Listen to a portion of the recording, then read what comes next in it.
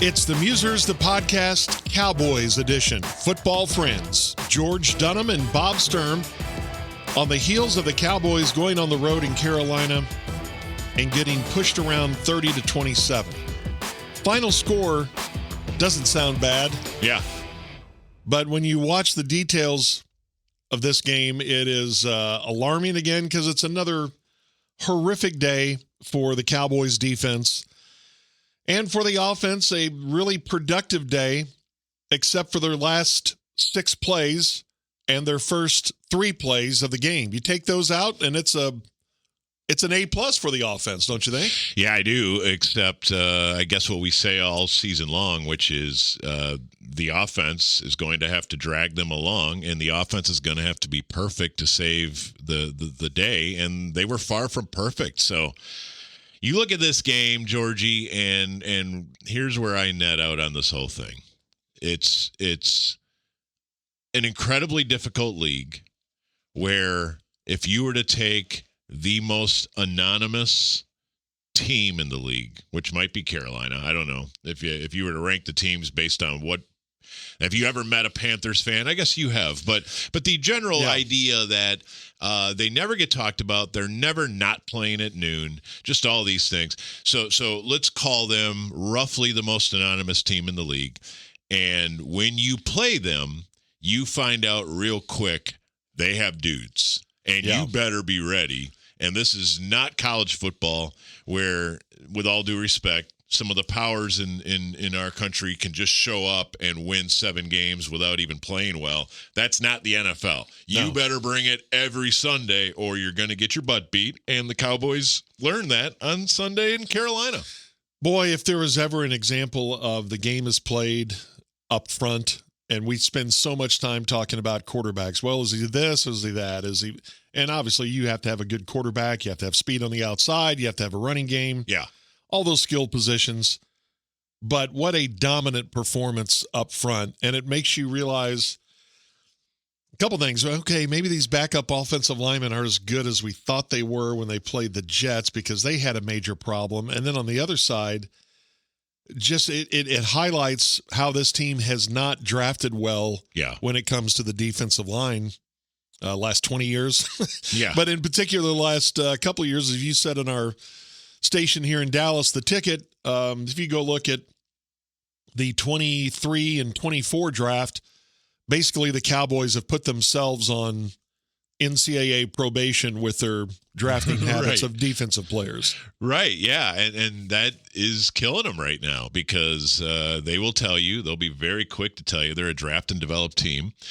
And when you look at why does this team stink right now, which unfortunately they do, not to completely kill the buzz here early in the episode, and we were a little more optimistic after the Jets game. And honestly, Jets and Panthers feel like they're in the same basic tier in the NFL. Again, if you were to look at a power poll, people would say, okay, well, those are 2 similar teams. And they are. But you caught one team feeling good about itself and one team feeling awful about itself. So go back to the draft situation. It's not that they haven't invested, because they have. They've invested a lot. They just don't hit on these investments. Their best defensive lineman of this generation was drafted as a linebacker and then traded to Green Bay. Yeah. So we all know who that is, but that wasn't even one of their draft picks. So the last 4 drafts, which, just to make sure people follow along, every rookie in the NFL who's not a first rounder is on a 4-year contract. And so we call that the conveyor belt of talent, where your cheap labor is all on a 4-year timetable, and of course it overlaps each year. So right now we're in year 4 of the 2022 guys, and then year 3 of the 2023, and so on. So where the Cowboys are right now, basically, they have their big ticket players, your Dak and your CDs, and it would have been Micah and guys like that, and then you have your cheap labor, which fills out your entire roster, which is the 4-year guys. And so your entire roster is kind of your 22 to 25 draft. Okay, so 2022, you took Sam Williams in the 2nd round, defensive end, and unfortunately, to the best of our knowledge, can't play. And hadn't seen it. No. And in 2023, you took Mozzie Smith at defensive tackle in the first round. And again, can't play. You also took Junior Fehoko in the fourth round. We've never seen him play because I don't think he's ever played a game as a NFL player, but definitely as a Dallas Cowboy. Also, if you want to go back to 2022, they took a defensive tackle, John Ridgway, who has played in the NFL, but not for the Cowboys. He didn't even make their team out of camp. So 4 defensive linemen from those 2 drafts, and to the best of our knowledge, maybe Sam Williams can play, and that's it. Then you move to 2024. Okay, let's fix our mistakes in 2022 and 2023. They took 2 more defensive linemen. They took Justin Rogers, who has never played a game for the Cowboys, who was from Auburn and didn't make the team. And then in the second round, they took Marshawn Nealon from Western Michigan. And once again, see Sam Williams for his report card. He was last seen on roller skates getting pushed back in Carolina. By 10 yards by a tight end. Which is not what you want your defensive ends to do. So again, 6 guys from 3 vital drafts, and do they have a single player amongst them that you would say, let's get a contract in front of him to make sure he doesn't go anywhere? No, and this is not meant as an excuse for the organization. This is just fact. If you are drafting and then trying to develop, is it tough to develop that some of these players are now in their 3rd defensive coordinator in 3 years? That doesn't help. That doesn't help at all. And I think we're seeing a lot of that, and the draft part you and I can do. Like if seriously, if the Cowboys all got sick the same weekend, and I would lean on you, Bob, because I don't watch all these players like you do. Bob and George, we need you to draft our team. Well, we can do it. I mean, it's not hard. Heck, we might Google some cheat sheets and so forth, but we're gonna get you some guys. The develop part, I don't think you and I know how to do that. No. Like, I don't think we can take the raw piece of clay and mold it into something beautiful. That's what the coaching and the development part is all about. Weight room and technique and just all these things that go into being, a pro football player. By the way, they took 3 more defensive linemen in 2025. Donovan Ezeraku, Jay Toaya, and Tommy Akinbisote, I believe. Akinbisote. I'm going to go with that, yeah. And of course, we don't need to learn his name because he didn't make the team. Toaya has been active a few times and doesn't seem quite ready for prime time, and Ezeraku. So now we got 9 defensive linemen from these last 4 drafts, and we're not sure we've got a guy amongst them. And, so I guess when I come in here to talk about this game, the biggest flashing light for me is this defense is really bad. And then say, okay, well, Bob, that's very general. Tell me more, get more specific. Okay, I think the linebackers are brutal. And you're like, okay, well, why are the linebackers so bad? Well, I think they're just not very good at football. That's a big part of it. But also, when you have a defensive line in front of you that we just described, they're like almost 0 for 9 on their draft and develop plan. Now you kind of see where the rubber's meeting the road. Yeah. Is how's a linebacker supposed to excel? And by the way, this isn't just about Kenneth Murray or Shamar James or whatever. I mean, this goes back to 2024. This goes back. I mean, we've talked about this for several years now. Is that the linebackers aren't very good? Why are there was a time where Leighton Vander Esch and Jalen Smith in 2018 were fantastic. Look at the future of the Cowboys. Yes. Here. This is really something. In fact, if you want to get crazy, I bet you Leighton Vander Esch just now is probably reaching his 30th birthday. Yeah. So there's a universe under which he is still a Pro Bowl linebacker. He's your modern day Leroy Jordan that has really served a real solid nearly a decade for the Cowboys defense. But of course, we know that didn't work out. Jalen Smith didn't work out. They both quickly fizzled after 2018. And ever since, they've been chasing linebackers. The one they found, they've turned into their best defensive lineman of the generation and then traded him. And so when you're saying what's the biggest problem with the Dallas Cowboys right now, it's the fact that they have almost no dudes up front despite investing a lot in trying to get dudes up front. Okay, so let's stay here. I'm going to make a call at the line of scrimmage. We were pre-gaming that we were going to maybe talk offense here, and then let's put that off just for a sec because we're here. Let's just drill down on the problems defensively because that is going to be the biggest anchor for this team moving forward. It's the reason why they won't do something this year. They won't have a winning record. They won't make the playoffs. Whatever you want to say a level of success is, it's going to be because of the defense. So the guy in town that is taking all the grief is Matt Eberflus. Right. And again, all the precursors. I'm not a defensive coordinator. I'm not a coach at any level outside of youth, and that was very questionable, and I disqualify myself on a lot of different levels. Same, yeah. Neither of us are going to Canton. Yeah, but except if we buy a ticket. I watched this game, and you can't bring it. You can't bring 65 plays down to about 6 or so, but there were at least a half dozen plays or a dozen plays where either I don't know how you fix a defensive line, including Kenny Clark, who was supposed to solidify your run defense. Carolina, to me, had a pretty simple plan. Let's just maul these guys up front. Yep. If Clark is on the field, let's double him, and everyone else up there with him. You can probably push one way or another. That was just a manhandling. And then, to your point, the linebackers. Schottenheimer talked about that this week, that they need better eye discipline. When a look happens in front of them, they've got to react faster and help the guy who's getting double teamed and help, an area that maybe they should you hear run fits and things like that. Yeah, man. If you're getting beat up front, maybe the linebackers could save you on some of those plays, but they're slow to react or they misread. And you put those two things together and you get an afternoon for Rico Dowdle like he had. Yeah, and, it's funny. The further we get from the game, the less we're convinced Rico Dowdle did anything special. And I don't. And I feel the same way. And I thought he ran really hard, but oh, my gosh.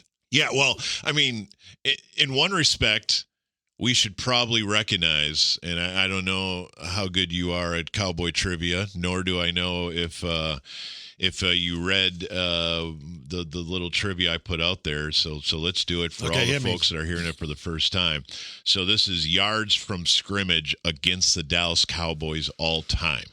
And there, believe it or not, have been 20 occasions, 20 in 66 years of Cowboys football, where a player has amassed more than 200 yards from scrimmage in a game against the Cowboys. Was it Eric Dickerson one? Eric Dickerson. He may have been under 200 in that playoff game. No, in fact, Jim Brown is one. Okay. So if you want to go way back, want to go to the Wayback Machine, one of the earliest occasions where the Cowboys were shredded by somebody was Jim freaking Brown on September 22nd, 1963 at the Cotton Bowl, where I believe a friend of ours might have snuck in that day, as I recall. But that's what we're talking about. We're talking about Jim Brown. We're talking about Calvin Johnson as Megatron caught nearly an NFL record, 329 yards. Didn't quite catch Flipper Anderson that day, but of course it was clearly the biggest day any player's ever had against the Cowboys. That was in 2013. I'm trying to think of those two defensive backs. Lynn Scott? Oh, wow. Is it? I'm sorry if Lynn Scott's listening. It wouldn't But Calvin Johnson and Matthew Stafford just destroyed Monty Kiffin and the Cowboys in 2013.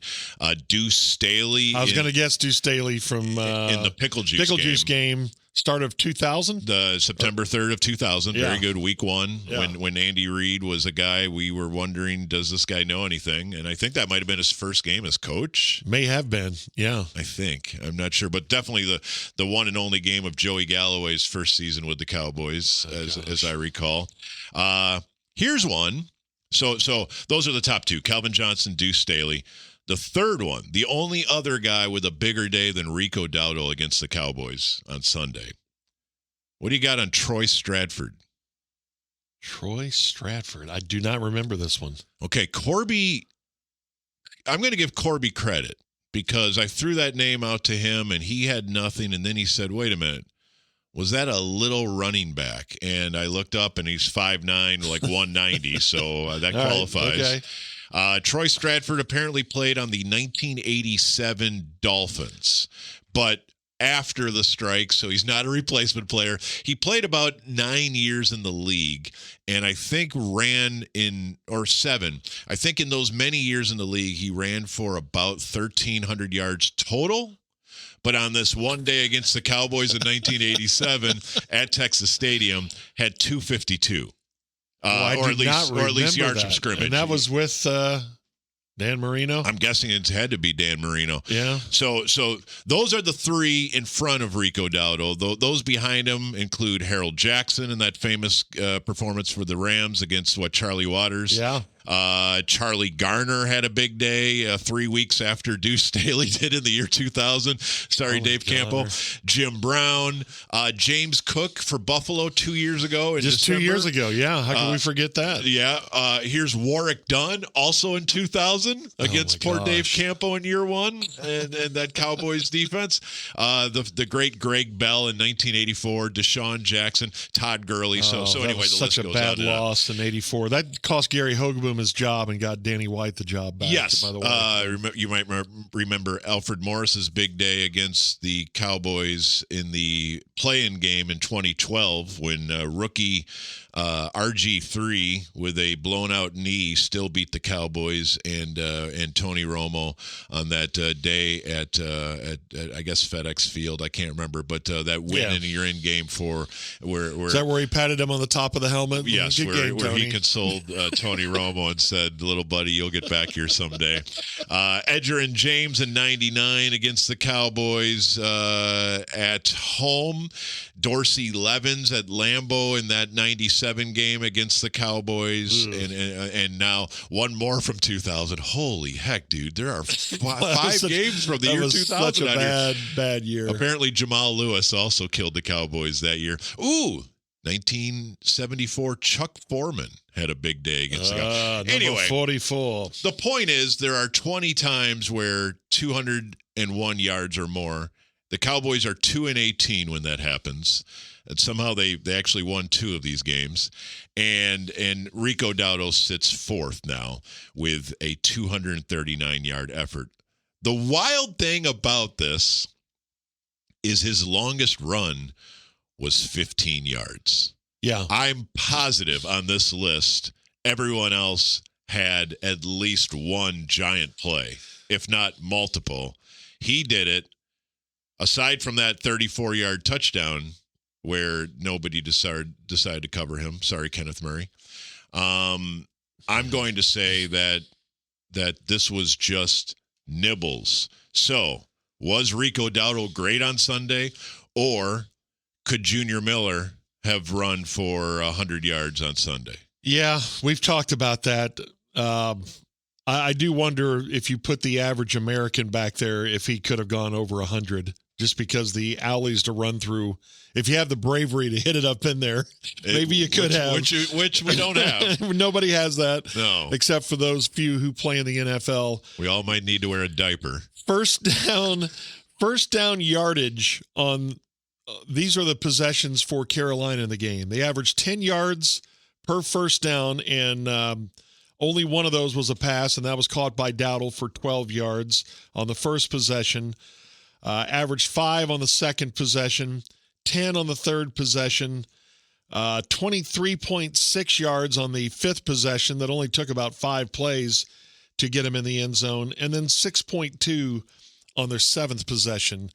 And while you say, yeah, he didn't break a 50-yarder or something like that, but if you're getting yards, 8, 9, 12 yards at a time, yeah, that's death to a defense. I mean, you can't play like that. No, you can't, and it sets up 2nd and 1, and there's no defense for 2nd and 1. No. They can literally call whatever they want against you, and you're at their mercy. So let's go back to success rate, Georgie, because this is a stat I follow every week, and I think it kind of measures what you're talking about, which is first down success rates and running success rates. And just to review for people, success rate in football is very simple. It's a formula that's based on how much do you get for each play. So on first down, if you get 40% of the required yards, four yards, it's a success. On second down, if you get half of what you need for the first down, whatever it is, 2nd and 8, 2nd and 3,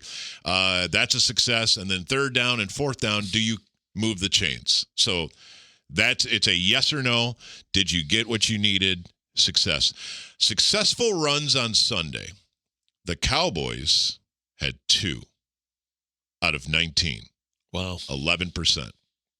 Longest of 6. The longest of 6. The Panthers had 25 out of 38. So I think that's 65, 66%. So if let's just say this for what it is. If one team gets 25 successful runs and the other team gets 2, and you actually have a chance to win that game in the end, it might actually be a miracle.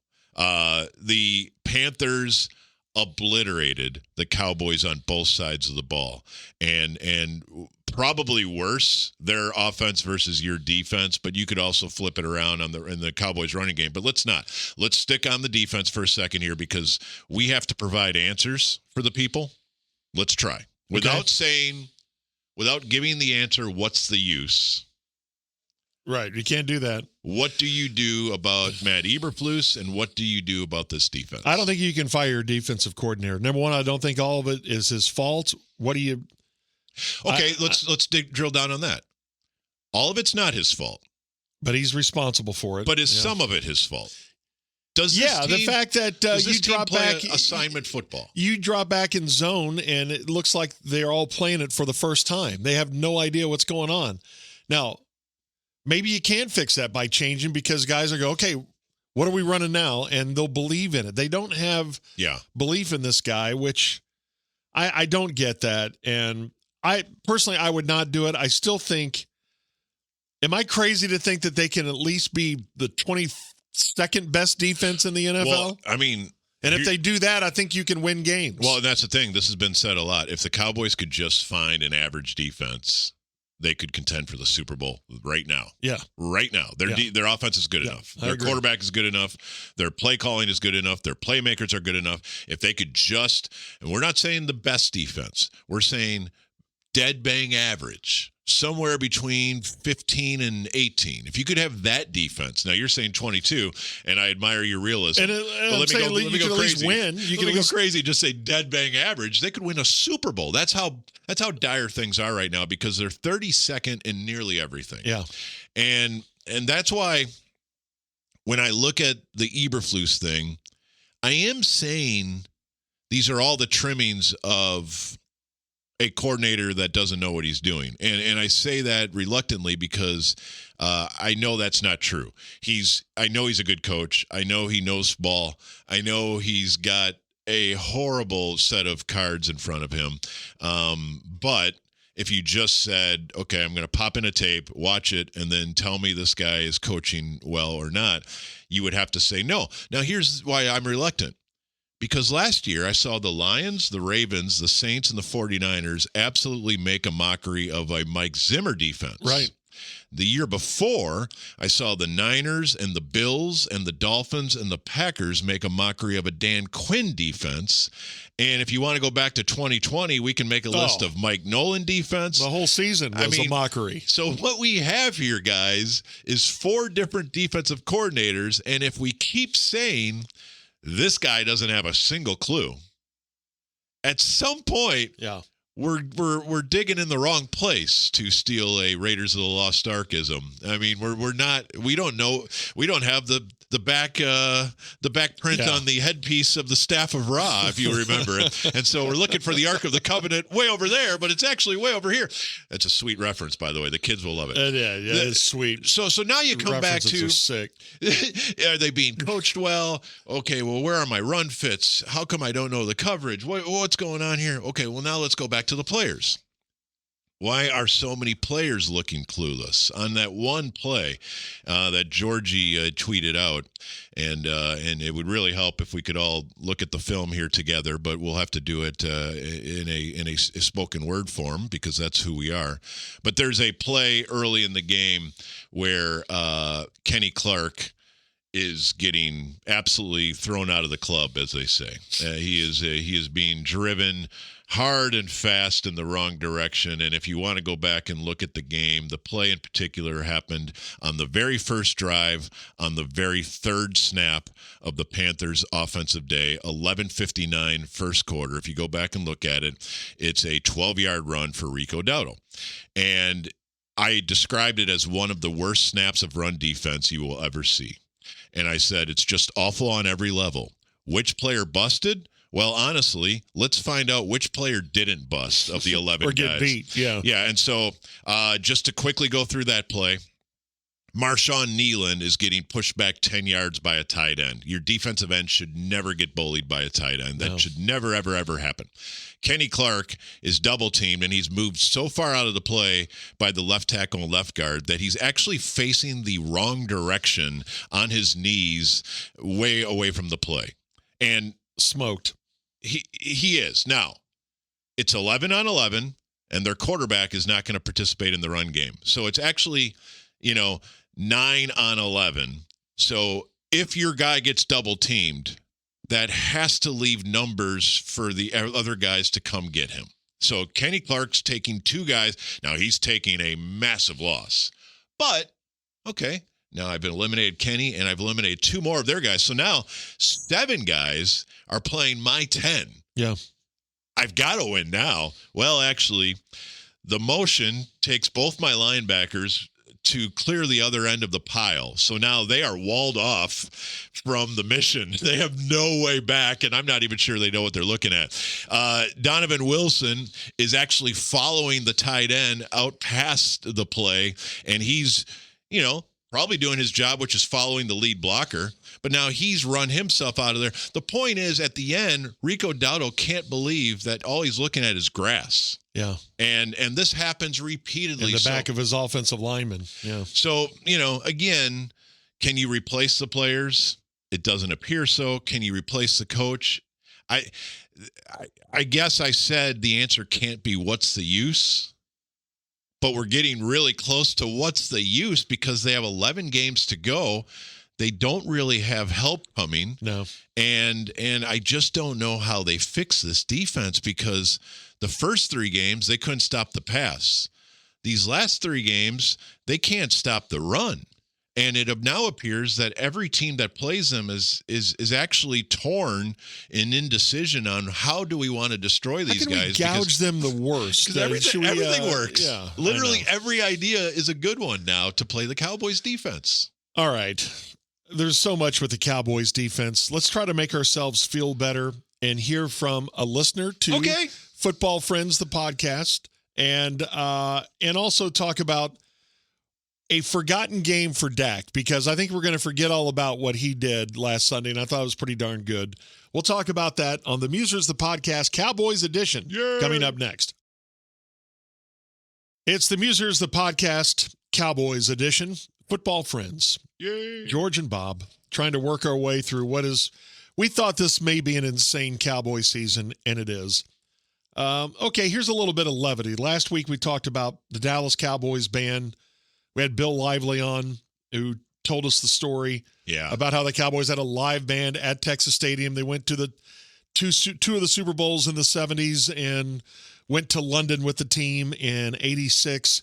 We heard from a listener, Sam, whose late father, he passed away in 2023, was a part of the Cowboys Band. And he just wanted to thank us for bringing up Bill Lively, who he said was really a kind man, very kind to his dad, who was a musician. And he was a part of it for 14 years, as he said, until Jerry came along and screwed things up and got rid of the band.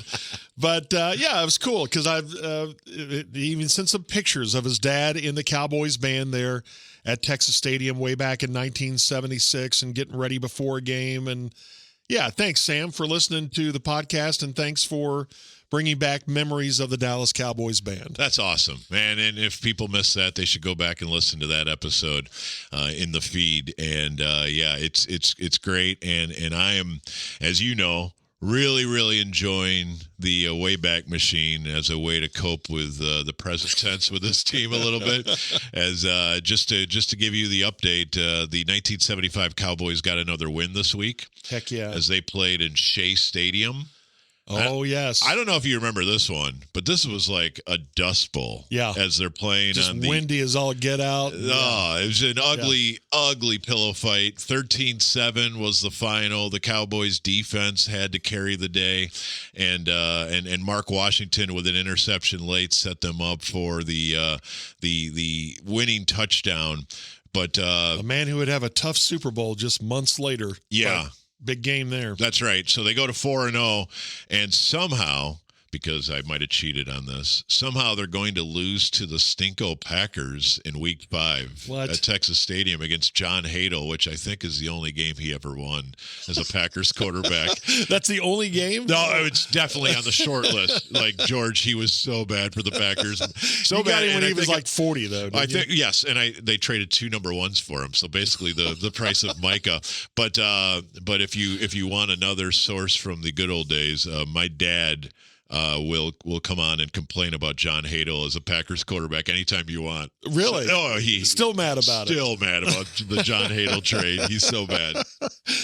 Okay, we've talked about how bad the Cowboys defense is. By the way, I never got. So you would fire Matt Eberflus just as maybe it's a jump start that could save a season? You know what? I would definitely give it a lot of thought, especially after that 4th and 4 gamble that they took with Deron Bland playing off so that they could play that cover 1 lurk by trying to get Kenneth Murray to ambush the slant to Hunter Renfrow. What a bad decision, Coach. Yeah, you fourth down and really 4. You paid Deron Bland $92 million. Yeah. Let him press on 4th and 4. Freak Young out a little bit. Man, this is going to be tough. And let's get a stop. I'm telling you right now, the amount of trust they have in Kenneth Murray is crazy because he might be their worst defender, and they literally treat him like he's Leroy Jordan. I know. It's weird to me. I mean, he doesn't cover. Dowdle was wide open several times. You know, he's lost, and he's supposed to be your compass. He's late getting there, and we talk about run fits. So I think that's who Schottenheimer was talking about. We said, sometimes that's why we're late from the linebacker position, because they're trying to read and figure out where it's going. And their processing is so slow. Yeah, and that's the thing, we would talk about this with Sean Lee, is there are guys who don't run fast 40s who play faster than guys who run fast 40s. And they recognize, process it, and they get there. That's the computer between your ears. Yeah. That's what the film is for, right? Yeah, absolutely. So I just gave you a non-answer. Again, come on, Bob. You keep asking, would I fire Eberflus, and I keep hedging that somebody in the front office loves Kenneth Murray so much that Matt Eberflus is taking the blame, unless they're connected, unless Eberflus is pounding the table. I think Eberflus may like him. Well, and that's wild. Okay, well, this is going to be one of those games we always talk about, because there will come a time, it may be this week, in Dallas-Fort Worth, that people start jumping on the quarterback. Yeah. It's one of our favorite sports here in Dallas-Fort Worth. Kick the quarterback. It goes all the way back to Don Meredith. Mm-hmm. And it's the case in every town. I really think you're going to forget about this game for Dak, who, given the circumstances, you're still down CeeDee Lamb. You're still down several offensive linemen. You're still down Kevontae Turpin, who means something in field position on returns, and he means something to this offense. He is a weapon. Pickens has been great, but we're going to forget all about 261 yards and 3 touchdowns because they didn't get enough, and how it ended, where they're given the defense finally makes a stop. You're given the ball midfield, 40-something yard line, and you go backward. It was a terrible set of downs for Dallas.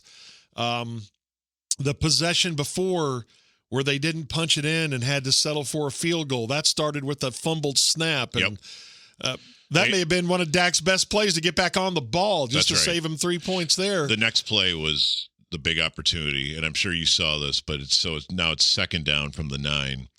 And Are you talking about where Pickens was wide open? Well, yeah, they have the cover 0. And wide open's a little rough, right? He was open. He's open. If we're talking about the same play, go ahead. Well, the play in the end zone where Pickens is trying to find it in the air and no. I was talking. Okay, keep going. I'll bring up the one I was thinking second of. and goal.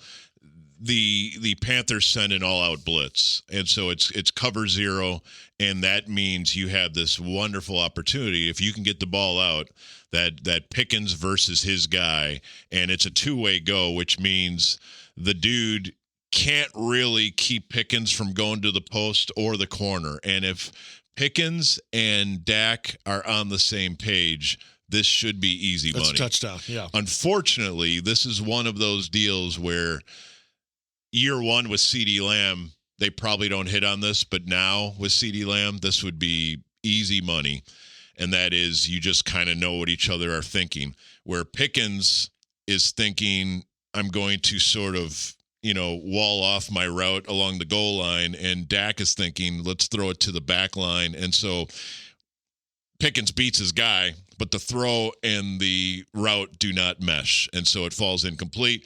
Now it's third and goal from the 9, and now the Panthers don't rush hardly anybody, and they drop everybody into coverage, and Dak has to eventually check it down to Javonte, who gets nothing, and then they kick the field goal. Okay. So that's a killer right there. Okay, I was going to bring up his play, which is actually going back to their second possession, first half.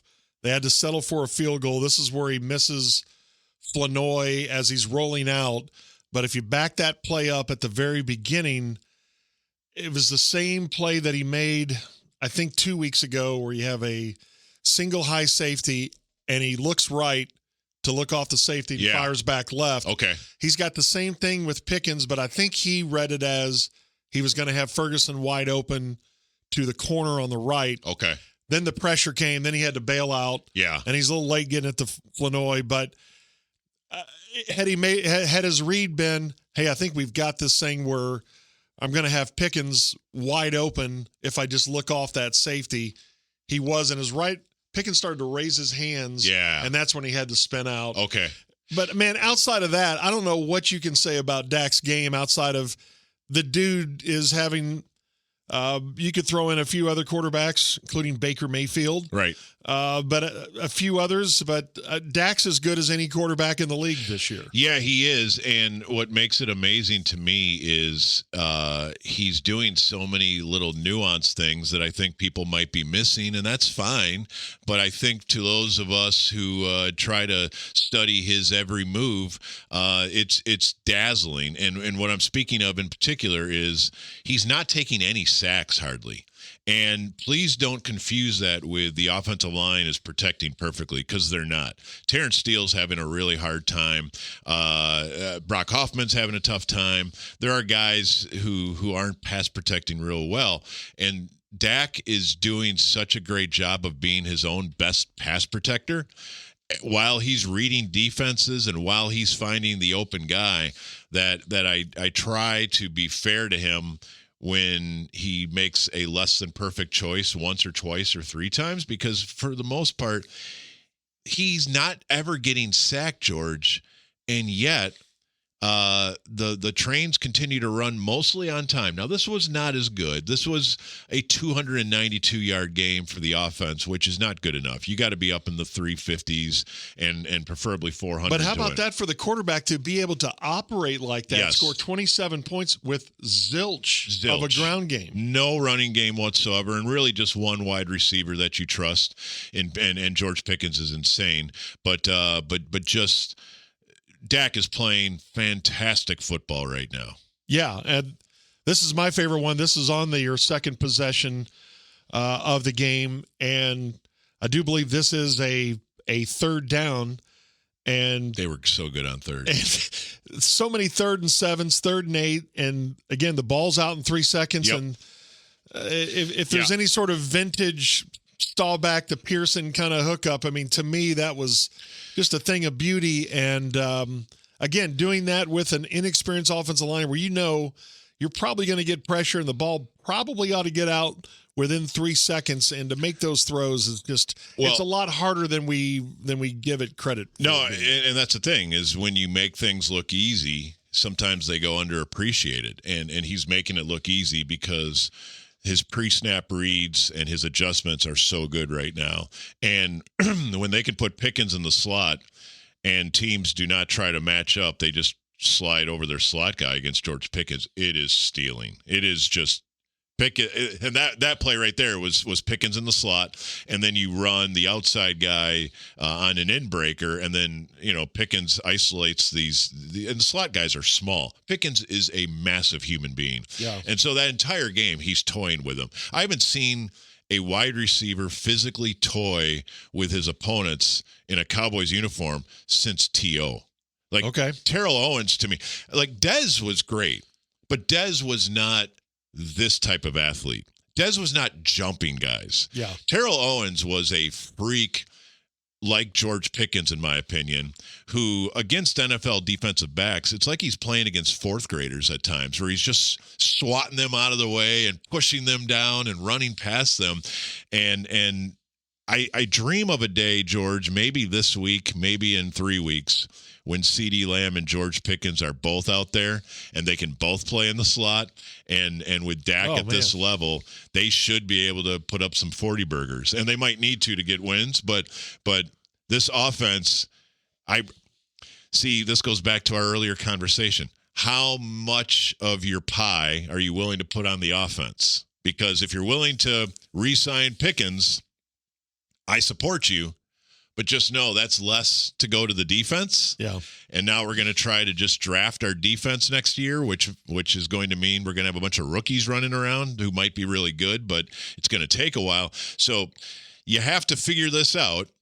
And this does look like a team that has put all of its assets on offense. Yeah. All their first-round picks and all their money look like they're on the offense, and that's exactly what the team looks like. Here's your hurdle play when he finds Pickens and dangerous pass, and yet I remember when it was thrown watching it live, I thought, well, yeah, that's a completion. Yeah. Just get it around him, and J.C. Horn was thinking pick six. He will go up and get it, and then hurdle a guy, and this is the drive that ends in a field goal, and just like their second to last drive ended in a field goal, and that's where we are with this team, and we said this way back in the beginning.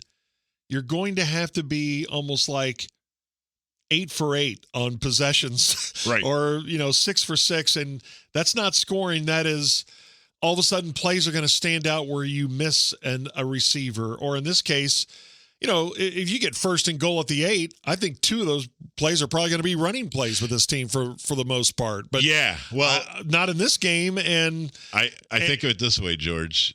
My sister got an A one semester in a report card, and my parents always expected it from then on out. Yeah. So I was younger, and I knew that I can't get A's. Like if I get a B, they'll just think, well, he can only do B's. Good job, Bob. And what I mean by that is Dak plays so well, and the offense plays so well, and I leave the game Sunday mad at Dak because I know he can do better. And I'm not really even mad at the defense because I know that's the best they can do. You didn't make 100 on the test, so therefore, what's wrong with Dak? Right. Like he only got a 95 on Sunday, and that wasn't good enough to win. I know. And that's where we are right now. I mean, this is peak Romo. This is exactly where we were with peak Romo in 2013, where he's going to score 48 against the Broncos and lose, and we're going to be mad at him for throwing that pick at the end. So how do you keep – because I did talk to someone this week whose biggest fear was, and this is someone who works for the Cowboys, that the biggest fear is – now you're going to start maybe within even the coaching staff, between players, bickering of stinking defense. What are we going to do with this? Well, this is your culture. You hired Brian Schottenheimer to build a culture. This is where you find out if you have it. You don't find out about your culture when you're all playing paintball in August, when you're going to play putt-putt. Yeah. That isn't culture. That's just hanging out and having a barbecue. This is culture. Okay, now we're taking on water on our ship right now, and this sucks. And our food we're running out of food, and boy, it's scurvy, and what's going on? We got all these problems. Well, now we find out, are we going to stay together? And are we going to believe in each other? And I think that has to start with the guys in charge showing that you're not entitled to your job. You have to earn it. Again, back to the meritocracy. If you're not performing, we need to find somebody else. We need to scour practice squads to find guys to compete, because if I let a guy stink every week and then keep running him out there because I don't have any better choice, that's when you start to get other guys saying, you guys, you're paying that dude 7.5 and he's horrible and he plays every down and you guys don't do anything about it. So this is where we find out what culture is really worth. Yeah. Not in August or July when everybody's smiling. That's a good point. No, that's a good point. This is a big week for Brian Schottenheimer. Mm-hmm. The Commanders come to town. Oh, the Washington Commanders, Coach Bro, Q, guys they know very well. Yes. And let's talk about that matchup next on The Musers, the podcast, Cowboys edition. We have Cowboys and Commanders on Sunday, and we're talking about it here on The Musers, the podcast, Cowboys edition. It's George and Bob. And Bob, did you know that if Washington would win this game, they'd go to 4-3, and that would be the first time since the 99-2000 seasons that they would have back-to-back years where they've won at least 4 games in their first 7 weeks. That's how bad it's been in Washington. That's crazy. And what's on the board for both of these teams, the Cowboys feel under the gun at 2-3-1, as they should. Mm-hmm. And at 3-3, Washington's maybe starting to wonder, is our guy having a sophomore slump? Are we starting to take a dip here? What's both on the line is, let's stay within shouting distance of Philadelphia, because I don't know if the Eagles are all that this year. Right. That's what's on the line on Sunday. And I would just say, get ready, have some popcorn, maybe some Daisy dips, right? If you like to dip. You probably should. And it will be entertaining. It may be frustrating, but this is a big game on Sunday for both teams. Yeah, and our first instinct is to be terrified and to project gloom and doom. I would say the thing to remember in this crazy league is everybody has got their own problems. And so when you say, oh, no, here comes Washington and Dan Quinn and Cliff Kingsbury and Jaden Daniels, and boy, they're just going to open up a can on our poor Cowboys. Well, just know that Washington has not strung together consecutive performances. They've got a really banged up offense that is really struggling in a lot of categories, and you know, we could detail some of those, but let me just tell you right now, they're bottom 5 in third downs, they're bottom 10 in passing, and doing a lot of the thing. Now, they're a very good running team. That's part of having Jaden Daniels, and that's going to be the big test on Sunday, but they've got their problems, and we don't know if they'll have Terry McLaurin because he's been injured. They say he'll be at practice this week, but he's far from game ready. Debo's banged up. They're damaged, and they played Monday night, and so short week, and they're traveling, and they're coming off a loss, and so there's a lot of reasons why Washington is down, and maybe that means they're ready to bounce back. But if you look at their defense, they have a lot of trouble kind of stopping everything. They're not really good defensively, and we kind of thought that would be the case as they're scrambling for 35-year-olds to help them on the defense. No disrespect to your Von Millers and so forth, but you know, they're a flawed team. Yeah. And I kind of predicted a 9-8 regression for them this year, something along those lines, which might still make the playoffs, but they're in the division. Yeah, well, and it's, I mean, Philadelphia has deep problems, but like, honestly, you look at this NFC and you're going to say there's not a single team on here that is just going to walk into your building and just, you know, obliterate you because they're good. Everybody's fighting it. This is the dog days of the season. So this is a great challenge for the Cowboys and a get-right opportunity for them. But Washington rolls in feeling the exact same way, and that's why it's a very compelling game. So tell me the story. I just know a little bit of it, but doing the draft research that you do, tell me about Bill or Ja'Cory Krosky Merritt, who went in the 7th round out of Arizona. Yeah. Where did you have him? And I didn't see him play hardly at all. Let me be completely honest with you. I don't go that deep in the draft. He wasn't on my radar either. So when that makes me feel a little bit better. No, I mean, you talk about how far down he was taken. He was nearly the final pick in the draft at like pick 245. And so when a guy like that gets completely discarded, you're like, okay, well, I'm not even sure this is worth the time to research. What we have to remember is running back is different in the sense that day 3 running backs pop all the time. Yeah. Now, it doesn't mean that's where you should always shop. But it doesn't mean that just because you took one on day 3, he's going to be great. But right. Also doesn't mean you can find a running back anywhere. Right. Which I think is a dangerous.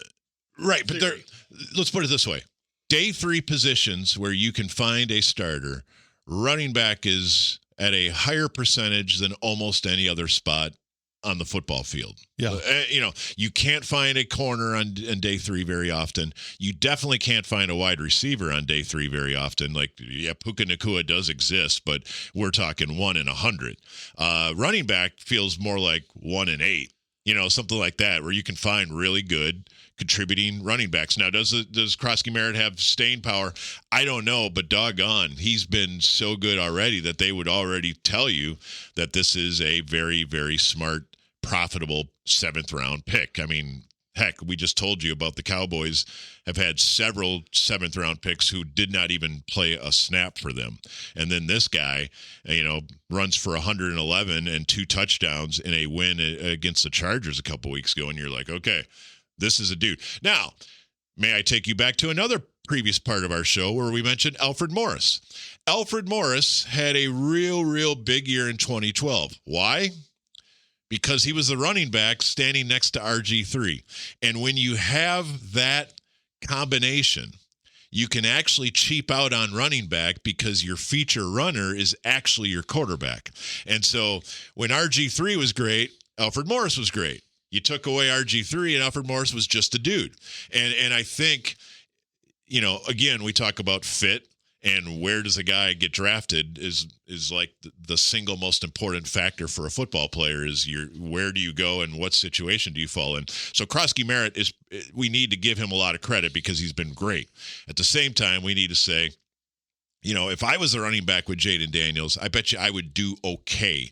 And that's kind of what you're dealing with here is they have a scheme that perfectly fits Jaden Daniels. So he is the sun in their solar system. There's no doubt about it. Nobody disputes that. And he's been banged up. Remember, he missed a couple starts. And so, overall, we're trying to figure out who these Commanders are, and they're trying to figure it out. And you'll remember in the preseason, some of us talking about the fact that they are trying to actually field one of the oldest teams in the NFL around Jaden Daniels. This is sort of like a bonus window. Yeah. He's so cheap right now that they're trying to... Let's go get a bunch of 30-year-olds who cost a lot. Let's short-term this thing, try to win because we think the NFC is gettable. And then when Jaden is actually in year 5 and we're paying him $80 million a year, whatever quarterbacks make by then, then we'll try to have a draft and develop supporting cast around him where he is our veteran leader. But right now, this is their bonus window, so they can go get Bobby Wagner and go get Von Miller and go get Laramie Tunsil and these dudes and sort of have a 2020 All-Star team in 2025 around Jaden Daniels and try to win that way. I think the Cowboys can score on Sunday, but we all know that people can score on Dallas, and I'm sure they're licking their chops thinking, okay, we've been up and down offensively. We're going to score this week. Are we looking at 38-35? I think you better plan on scoring 35 Hammer the to over, have a chance whatever to win. It is. The crazy thing, when you look at Washington, they are allowing 8.2 yards per attempt for opposing quarterbacks. And we're hearing there's at least a snowball's chance that CeeDee Lamb might be good to go. And That's delicious. And so if you're the type of person that loves a shootout, this one might be 38-35. Hot Fried Georgie, player of the game. Let's go. I got to go with Dak. Yeah. I know I only made a 95 on the test, but I was really impressed with what he did. Yeah. 3 touchdown passes. He kept them. I mean, this is a game where I think, could easily have been run by 2 or 3 touchdowns if you don't have a quarterback playing at that level. And this level he's playing at is at the very top of the league. Or George Pickens is just like, dude, what do I got to do to get George? I know. I probably should have given My name is George for crying out loud. For the hurdle and the karate chop that he gave a defensive back while running down the sideline. Did you hear some?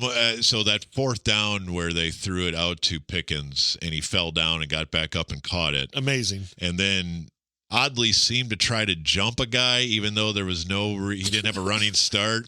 Somebody said it looked like somebody was just hitting all the buttons on their controller. And Madden, arms to go everywhere. Yeah, like when you hand the controller to your wife and she doesn't know which button's which. That's what just George Pickens just randomly jumping. What spin guys. move? Okay. Yeah, and so I had to ask you this though: is what sort of history do we have with first name Georges on the Cowboys? George Peoples. Who is that? George Andre. Okay, George Andre. George Peoples was a running back out of Iowa, drafted in '84, and rarely played. Special teams player. Not a lot of Georges, though. George Andre, George Peoples. I know I'm leaving one out. Did you ever think we would get to another George on the Cowboys? No, and I think the name George is coming back. Do you? It's in the royal family now, and yeah, I do. I think George is coming back. Amongst NFL players? Well, I don't know about that. Just in society. Amongst wide receivers. George Pickens is kind of a standalone. Because yeah, it's good to see a George out there. I should have given it to George Pickens. No, I don't second guess yourself. I just wanted to say, as a Bob, in the 70s, I believe Bob was one of the most popular names in professional sports. And now I feel like there's no Bobs left in professional sports. Do you wish Jacory would have taken Bob instead of Bill as his first name? Yes, of course. But I guess what I'm saying is we are not in the heyday of Bobs and Georges in professional football. But not. if you're at least calling for a revival, maybe the second wave of Bobs is right around the corner as well. Bob Lilly. One of the greatest Bobs of all time. Bob McAdoo. Yes. I mean, they were there. Yeah. But not so much. Well, I had fun, Bob. It's always fun talking football with you. Let's see what we have. Let's see what we have this week. It's a mystery box as the Cowboys turn and another matchup with Washington on Sunday, and we'll be back next week to talk about it. Thanks to our producer Peter Welton, always so patient and doing such a good job with a couple of goofs like me and Bob, who just like to sit around and talk football on the Musers, the podcast, Cowboys edition.